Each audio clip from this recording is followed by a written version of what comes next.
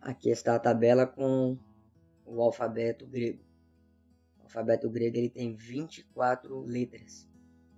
Do lado de cá tem a letra maiúscula, aqui a minúscula, aqui o nome dessas letras, aqui a letra representante de cada uma dessas aqui no português. Aqui temos alguns exemplos do som, ou pelo menos o mais parecido possível da pronúncia das letras gregas. A maiúscula é bom a gente estudar, mas não tem tanta importância quanto a minúscula, porque a maioria dos textos vai aparecer sempre com minúscula.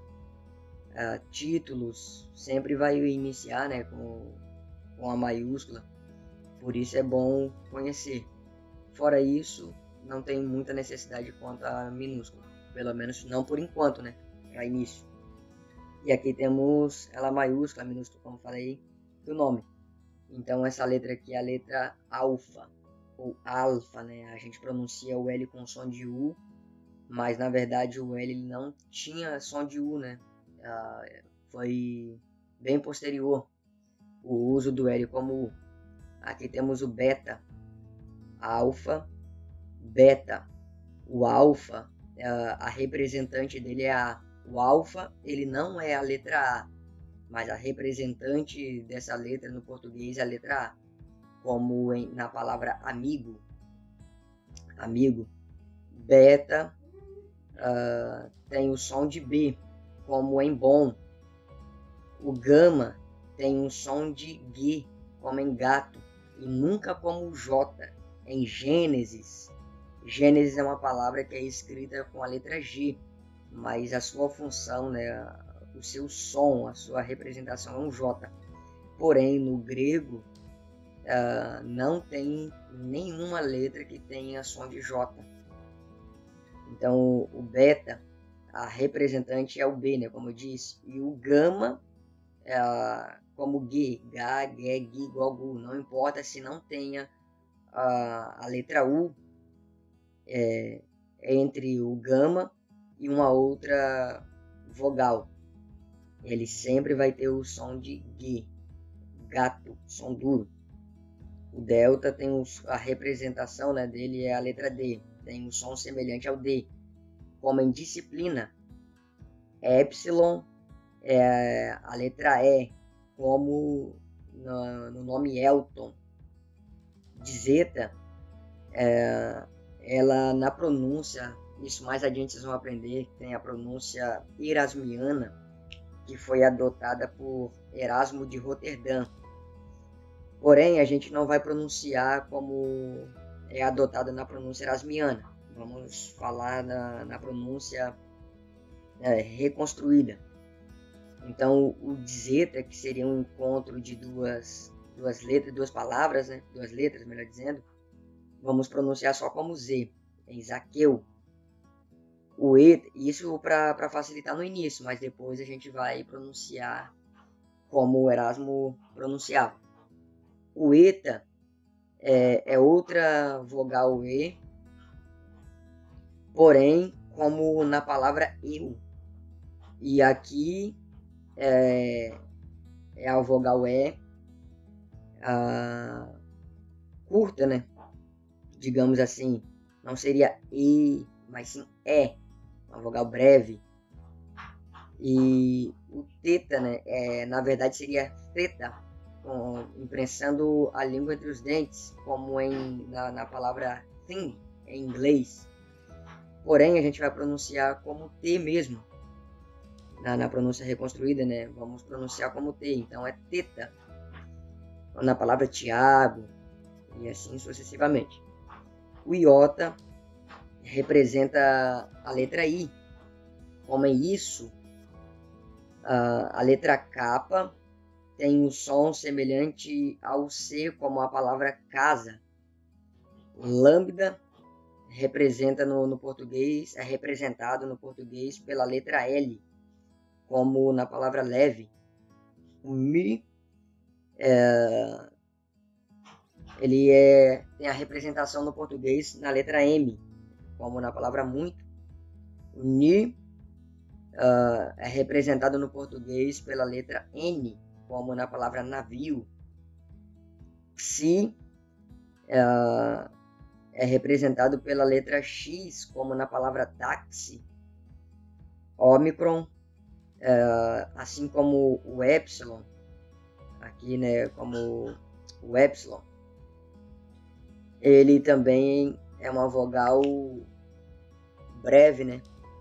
Não seria longa, como a gente vai ver mais adiante, mas ela é breve como o epsilon, ou seja, é ômicron, como na palavra ovos. Por que eu não usei ovo aqui no singular? Porque o ovo, ele tem um som de O, e a letra ômicron, ela não tem um som de O, tem um som de O. O pi tem também na matemática, né, nas calculadoras, é representado na letra P no português como em planta. O Rô, ele não tem um som daquele R mais fraco, né, como em carro, é Rô, como os gaúchos, né, os antigos falavam, né, Rô, como em carro, não é carro, é carro. Sigma, aqui ele tem duas formas, ou três, né, como aqui a maiúscula. A minúscula, ela tem duas formas. Essa primeira forma, ela é usada no início e no meio de palavras. E essa daqui é usada só no final de palavras, né? E o sigma, ele nunca faz o som de Z, como na palavra casa. Casa, o S aqui funciona como Z. Mas no grego não funciona como Z, sempre como som de dois S, como na palavra santo. Eu vou dar um exemplo aqui do sigma. Deixa eu colocar aqui. O sigma no início e o sigma no final. Como no nome de Jesus.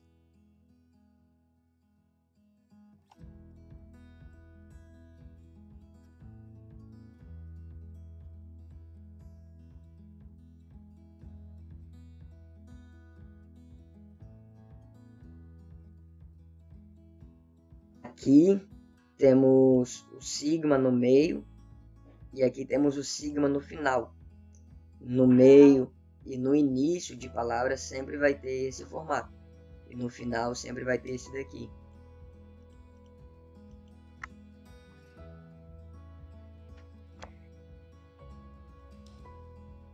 A próxima é a tau. Tau, ele é representado como a letra T, como na palavra tempo.